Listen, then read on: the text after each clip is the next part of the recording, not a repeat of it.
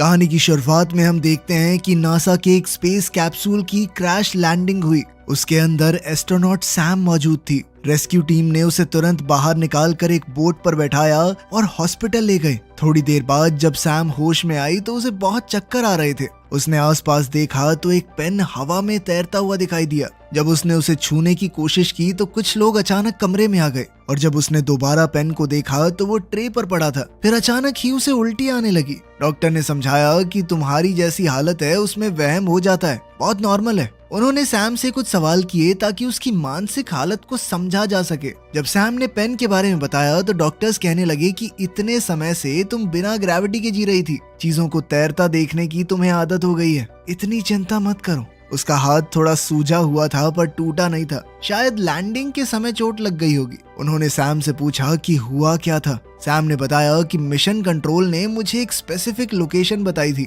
और सब कुछ सही चल रहा था, पर फिर शायद मेरा स्पेस कैप्सूल किसी चीज से टकरा गया और फिर तेजी से नीचे गिरते वक्त मैं बेहोश हो गई। डॉक्टर्स ने कहा कि किसी चीज ने कैप्सूल को छेद दिया था। तुम्हारा हेलमेट भी टूटा हुआ था, शायद अंतरिक्ष में तैर रहा मीटियोर का कोई टुकड़ा होगा। उन्होंने उसके सूट के पार्टिकल्स को जांच करने के लिए भेजा था। बाद में सैम से उसका पति मार्क और बेटी इजी मिलने आए, लेकिन क्वारंटाइन की वजह से वो सिर्फ शीशे के पीछे से ही बात कर पाई। उसके पिता विलियम भी वहां आए। उसे बताया गया कि सरकार भी नासा के साथ साथ इन्वेस्टिगेशन करेगी, क्योंकि जैसे ही तुम्हारा स्पेस कैप्सूल धरती में एंटर हुआ कुछ बहुत ही अजीब सी फ्रीक्वेंसी मिली थी। सरकार ने सैम के लिए एक खास घर का इंतजाम किया जहां वो न्यूज रिपोर्टर्स से दूर रहकर आराम से ठीक हो सके। डॉक्टर मिशेल सैम को वहां ले गई और घर दिखाया। उसने बताया कि सरकार ने 1950 में इस जगह को वेपन टेस्टिंग के लिए खरीदा था और अब इसका इस्तेमाल कुछ जरूरी लोगों को ठहराने के लिए किया जाता है। बाहर एक टेलीस्कोप भी लगाया गया था ताकि सैम अंतरिक्ष को मिस न करे।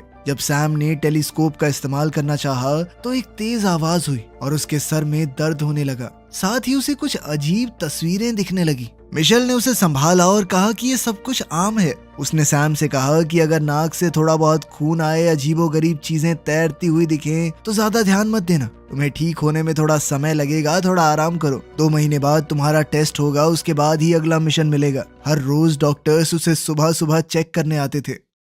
एक दिन सैम को बहुत तेज सर दर्द हुआ, लेकिन बुखार नहीं था। उसने अपने हाथ की बैंडेज हटाकर देखी तो बहुत बुरा सा निशान पड़ गया था। फिर जब वो थोड़ा सामान रख रही थी तो अचानक नाक से खून निकलने लगा। तभी उसकी दोस्त वैल का वीडियो कॉल आया। बात करते करते सैम एकदम चुप हो गई और बाहर की तरफ देखने लगी। वैल चिल्लाने लगी, सैम सैम इधर देखो ना, कहाँ देख रही हो? तभी सैम का ध्यान अचानक से हटा और उसने कहा कि मुझे लग रहा है बाहर कोई है। जब उसने कैमरा बदला तो एक परछाई वहां से गई। वैल ने उसे कहा कि अपने सिम्टम थोड़े कम बताइयो ताकि काम पे जल्दी वापस भेज दें तुझे। कॉल के बाद घर की लाइट्स टिमटिमाने लगी और एक कमरे से तेज आवाज आई। सैम वहां गई तो देखा कि जमीन पर पानी और मिट्टी थी और दरवाजा खुला हुआ था। वो बाहर गई और टेलीस्कोप से जंगल को देखा। कुछ हरकत हुई पर फिर गायब हो गई। उसने एक पत्थर उठाकर उस जगह फेंका जहां हरकत हुई थी, लेकिन असल में कुछ उसके घर की छत पर था। तब उसके दिमाग में फिर वही अजीब सी आवाजें आई और उसने लोगों और क्रैश होने वाली साइट की यादें देखी। अगली सुबह जब सैम उठी तो उसने देखा कि उसके हाथ पर बैंडेज नहीं थी और निशान और ज्यादा बढ़ गया था। जब वो ब्रेकफास्ट बना रही थी तो उसने देखा कि एक अंडा हवा में तैर रहा है। जब उसने छुआ तो अंडा हिलने लगा, पर जब उसने छोड़ भी दिया तो भी अंडा हवा में ही था। पर जैसे ही डॉक्टर्स आए उसका ध्यान भटका, अचानक से अंडा गिरकर टूट गया, यानी वो हवा में तो था। डॉक्टर्स ने फिर से उस पर कई टेस्ट किए। एक्सरसाइज के दौरान उसके पैर में झटका लगा, लेकिन उसने कहा नहीं नहीं ठीक है, सब कुछ नहीं हुआ। टेस्ट के बाद सैम थक गई और उसने थोड़ी आइसिंग की। मिशेल ने कहा कि टेस्ट थोड़े मुश्किल हैं लेकिन नासा के लिए जरूरी हैं। उसने पूछा कि कोई सिम्टम तो नहीं है, पर सैम ने अपनी दोस्त के कहे मुताबिक झूठ बोल दिया कि सब कुछ सही है। डॉक्टर्स के जाने के बाद सैम ने मार्क को कॉल किया। उसने कहा कि जब मैं पूरी तरह ठीक हो जाऊंगी ना तो फिर फैमिली ट्रिप पे चलेंगे तीनों। इसके लिए मार्क ने मना कर दिया। उसने कहा कि इजी बिना बात कंफ्यूज हो जाएगी, उसे लगेगा कि हम साथ हैं, सब कुछ सही है। फिर जब डाइवोर्स लेंगे तो झटका लगेगा उसे। ये सुनकर सैम को बुरा लगा। उसने कहा कि अभी पक्का थोड़ी है कि डाइवोर्स लेंगे, अभी तो हम बस बात कर रहे थे ना। उनकी बातों से पता चलता है कि इजी अडॉप्टेड है और सैम और मार्क एक दूसरे से अलग हो रहे हैं क्योंकि सैम बस अपने काम में ही बिजी रहती है। मार्क और इजी के लिए उसके पास समय ही नहीं है। खैर तभी इजी ने वहां आकर अपनी ड्राइंग दिखाई जिसमें उसने स्पेस में कुछ लोग बनाए थे। बाद में सैम को जंगल में घूमते हुए फिर वही तेज आवाज सुनाई दी। उसे ऐसे नजारे दिखने लगे कि कुछ लोग उसे ढूंढते हुए आ रहे हैं। जब सब कुछ शांत हुआ तो उसे जमीन के नीचे एक तार मिली। वो उसके साथ साथ चलती गई तो एक पत्थर तक पहुंची। जब उसने पत्थर को उठाया तो समझ आया कि वो नकली है। उसके अंदर एक कैमरा लगा हुआ था। वो और तारों को फॉलो करने लगी तो बहुत सारे कैमरे थे। ये सब देखकर वो थोड़ा घबरा गई और वापस जाने लगी, लेकिन फिर अचानक उसका पैर अटक गया और वो नीचे गिर पड़ी। फिर सैम अपने बेड पर होश में आई। उसके सर में दर्द हो रहा था, बालों पर खून लगा हुआ था। तभी उसने देखा कि बाहर कोई है। जल्द ही एक आदमी उसके कमरे में आया। उसने कहा कि उन्होंने सैम को बाहर जख्मी हालत में पाया तो उठाकर अंदर ले आए। सैम ने उससे पूछा, तुम हो कौन? तभी पीछे से सैम के पिता विलियम वहां आए। उन्होंने सैम को बताया कि जब मैंने घर को खाली देखा तो सर्च टीम को भेज दिया था। साथ ही उसने सैम को डांटा कि तुम आराम नहीं कर सकती। सैम ने कैमरास के बारे में पूछा तो विलियम ने बताया कि नासा को घर की सारी डिटेल नहीं बताई मैंने। इस घर में जगह जगह पर खुफिया कैमरे हैं। फिर उसने सैम को एक छुपा हुआ कमरा दिखाया जिसका रास्ता फर्नीचर के पीछे से जाता था। नीचे एक बहुत बड़ा एरिया है जहां बहुत जरूरी लोगों को छुपाया जाता है। विलियम ने कंप्यूटर को ऑन किया तो सारे कैमरास की फुटेज स्क्रीन पर दिखने लगी। उसने बताया कि इमरजेंसी में ये घर अपने आप को बंद कर सकता है। इसके ऊपर एक बहुत ठोस परत आ जाएगी। इस घर के अंदर खुद को बचाने के सिस्टम भी लगे हैं। ये घर दुश्मन पर हमला भी कर सकता है, पर उसकी तुम्हें जरूरत नहीं पड़ेगी। जब विलियम वहां से गया तो स्क्रीन्स में अचानक कुछ खराबी आने लगी। सैम ने अपना हाथ देखा, उसका निशान बाजू तक पहुंच गया था। उसने फोटो खींचकर वैल को भेजी कि देख तो ये क्या हो गया है। वैल ने कहा कि इसकी आइसिंग कर ढंग से, ठीक हो जाएगा। शाम को सैम जकूजी में रिलैक्स कर रही थी। अचानक हवा रुक गई और सैम को जंगल से अजीब आवाजें सुनाई दी। सिर्फ एक सेकंड बाद हवा फिर से तेज चलने लगी। इससे घबरा कर सैम अंदर चली गई। उसने मार्क को कॉल किया लेकिन उसने फोन नहीं उठाया। तभी अचानक लाइट्स झपकने लग गई। सैम ने फ्लैश लाइट पकड़ी और बालकनी पर गई, पर उसे कुछ भी अजीब नहीं दिखा। जब वो वापस अंदर आई, लाइट बिल्कुल बंद हो गई और एक अजीब सा मॉन्स्टर दरवाजे पर खड़ा था। सैम थोड़ी देर तक शॉक में चली गई। जब उसने दोबारा देखा तो मॉन्स्टर वहां से गायब था। लाइट दोबारा ऑन हो गई और सैम ने दरवाजा खोला। उसने हाथ में टॉर्च लेकर इधर उधर देखा, पर कुछ भी नहीं मिला। सैम वापस अंदर गई और अलार्म को एक्टिवेट करके दरवाजा लॉक कर दिया। बेडरूम की तरफ जाते वक्त घर की एआई ने अनाउंस किया कि कोई घर के अंदर घुस गया है और लॉकडाउन शुरू हो गया।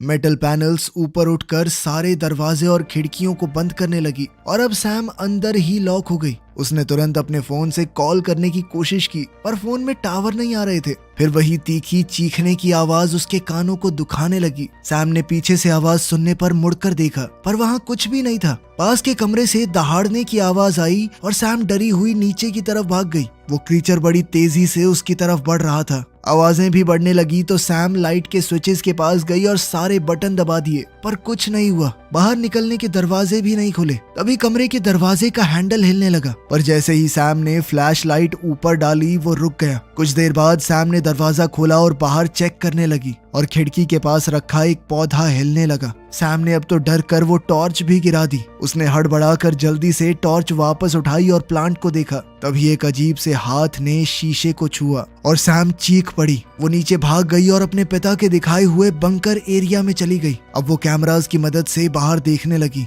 पहले वो स्क्रीन्स नहीं चल रही थी, पर फिर उसने सही स्विच को ऑन किया। एक कैमरा से उसने देखा कि वो क्रीचर बाहर घास पर बैठा है। लाइट्स फ्लिकर हुई और वो क्रीचर अचानक से गायब हो गया। अचानक सैम फोन की घंटी से जाग गई। उसे समझ आया कि वो कंप्यूटर डेस्क पर ही सो गई थी। वो ऊपर भागी। विलियम और उसकी टीम वहां पर थी। सैम ने बताया कि जनरेटर में कुछ इशू लग रहा है। विलियम ने बताया कि हाँ, मुझे पावर कट के बारे में पता चला। मैंने अपने लोगों को काम पर भेज दिया है। फिर सैम ने उसे अकेले में बताया कि कोई क्रीचर है इस घर में, जिस पर विलियम ने कहा कि मैं सिक्योरिटी फुटेज चेक करूंगा। खैर फिर सैम के टेस्ट दोबारा शुरू हुए। मिशेल ने उसके घाव देखे और कहा कि ये नॉर्मल घाव नहीं लग रहे, मैं तुम्हारे लिए एक्सरे का अपॉइंटमेंट लेती हूँ। कुछ समय बाद मार्क और इजी सैम से मिलने आए। विलियम अपनी पोती के साथ वक्त बिता रहा था। तब मार्क और सैम जंगल में कुछ प्राइवेट बात करने गए। सैम ने मार्क को बताया कि मैंने एक क्रीचर को देखा जो इस दुनिया का नहीं है। वो सोच रही थी कि शायद वो एक एलियन को साथ ले आई है, क्योंकि उसका मिशन सिग्नल स्पेस में भेजना था। मार्क कुछ बोलने ही वाला था, पर इजी आ गई। फिर विलियम और सैम कैमरास को चेक करने गए। जिस वक्त पर सैम ने मॉन्स्टर को देखा था, कैमरास वहां ग्लिच करने लगे, लेकिन घास पर कोई मॉन्स्टर नहीं था। विलियम ने कहा कि बेटा तुम ज्यादा सोच रही हो, तुम्हें आराम की जरूरत है, आराम करो। विलियम ऊपर चला गया तो सैम ने कंप्यूटर से पूरा घर स्कैन करवाया। कंप्यूटर ने 9 लोगों को डिटेक्ट किया जो परिवार और विलियम के लोग थे। कुछ देर बाद इजी, मार्क और सैम जंगल में वॉक करने गए। मार्क और सैम बातचीत कर ही रहे थे कि तभी उन्हें एक अजीब सी आवाज सुनाई दी और इजी अचानक से गायब हो गई। वो लोग इजी को ढूंढने लगे, तभी अचानक इजी उनके पीछे से आ गई। उसके हाथ में एक मरा हुआ कीड़ा था। जंगल की सभी झाड़ियों में कीड़े तीखी आवाज करने लगे। एक कीड़ा पेड़ से टकरा गया। इस सब से थोड़ा डर कर वो लोग घर की तरफ भागे। अब जंगल से हजारों कीड़े बाहर निकल आए। परिवार घर में छुप गया और खिड़कियों पर सब कीड़े चिपक गए। रोशनी पूरी तरह ढक दी गई।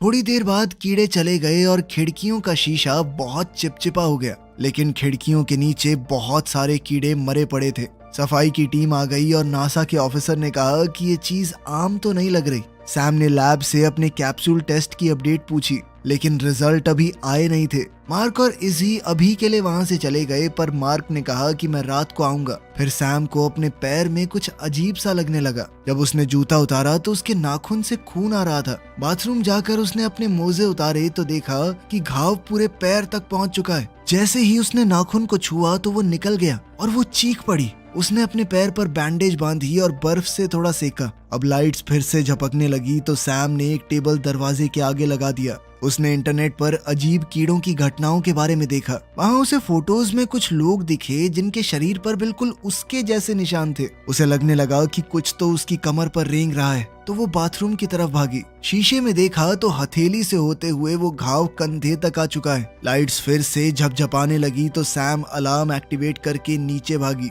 अजीब सी आवाजें हर जगह सुनाई दे रही थी। तभी मार्क का कॉल आया। उसने कहा कि वो आ रहा है। सैम ने पूछा कि क्या वो एक अच्छी माँ है। ये सुनकर मार्क थोड़ा कंफ्यूज हो गया। Lights bar bar on off हो रही थी और एआई ने कहा कि लॉकडाउन शुरू हो गया है। सैम ने मार्क को बताया कि घर के अंदर कुछ है। आवाजें और पास आने लगी। सैम बंकर की तरफ जा ही रही थी कि तभी उसकी कमर में बहुत तेज दर्द होने लगी और वो दर्द से करहा कर गिर पड़ी। वो सीढ़ियों से गिरती हुई नीचे तक पहुंच गई। उसके हाथ में चिपचिपी जेल जैसी कोई चीज लग गई। उसने देखा कि उसका फोन भी टूट गया है। ऊपर से आवाजें आ रही थी तो सैम कंप्यूटर के पास गई। कंप्यूटर स्कैन ने बताया कि घर में उसके अलावा एक आदमी और है। कैमरास में गड़बड़ होने लगी और वो मॉन्स्टर घर के अंदर दिखा। सैम ने स्क्रीन्स बंद कर दी। कंप्यूटर ने दोबारा स्कैन किया और बताया कि ऊपर वाले फ्लोर पर 2 लोग हैं। सैम ने और बटन्स दबाए और सीलिंग से धुआं निकलने लगा। वो किचन की तरफ गई और फिर आवाजें वहीं आ गई। वो डर के मारे फर्नीचर के नीचे छुप गई और ओवन की परछाई में मॉन्स्टर को देखा। मॉन्स्टर ने सैम को नहीं देखा और वहां से चला गया। जब वो दरवाजे की तरफ भागी तो दूसरा मॉन्स्टर आ गया और उसे दोबारा से छुपना पड़ा।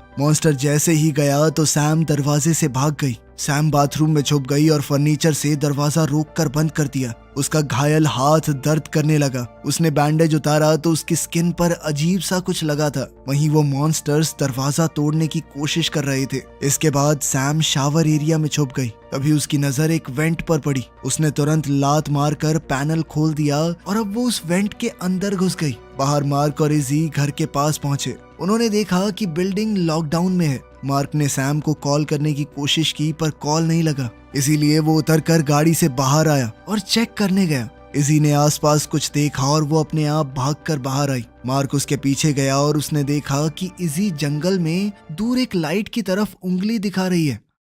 उधर सैम वेंट से होती हुई वापस कॉरिडोर में आ गई और जल्दी से सीढ़ियां चढ़ने लगी और एक मॉन्स्टर ने उसका पैर पकड़ लिया और वो गिर गई। थोड़ी लड़ाई के बाद सैम ने उस मॉन्स्टर का पंजा लात मारकर हटा दिया और फिर जल्दी से वहां से भागी। सैम दीवारों के बीच से एक और जगह में छुपकर चली गई। उसके शरीर पर वो निशान तेजी से चमकने लगे। कुछ देर बाद उसे एक सीढ़ी मिली और वो उस हैच से निकलकर जंगल में आ गई। जब वो पेड़ों के बीच भाग रही थी तो उसके पूरे शरीर पर मौजूद निशान चमकने लगे। दुनिया भर की खतरनाक आवाजें सुनाई दे रही थी, लेकिन उसे अपने परिवार की आवाज नहीं सुनाई दी जो उसे ढूंढ रहे थे। रोड के पास ही विलियम अपनी पूरी टीम और हथियारों के साथ आ गया। उसने उन्हें याद दिलाया कि वो लोग एक इंटेलिजेंट चीज का सामना कर रहे हैं। उसने कैमरास पर सब देख लिया था और अपनी टीम को समझाया कि ये जो भी जीव है ये जानवर नहीं है कोई, वो जीव बहुत समझदार हो सकता है। अब फौजियों ने घर का बाकी हिस्सा चेक किया और विलियम बंकर तक गया जहां उसने सब कुछ बिखरा हुआ देखा।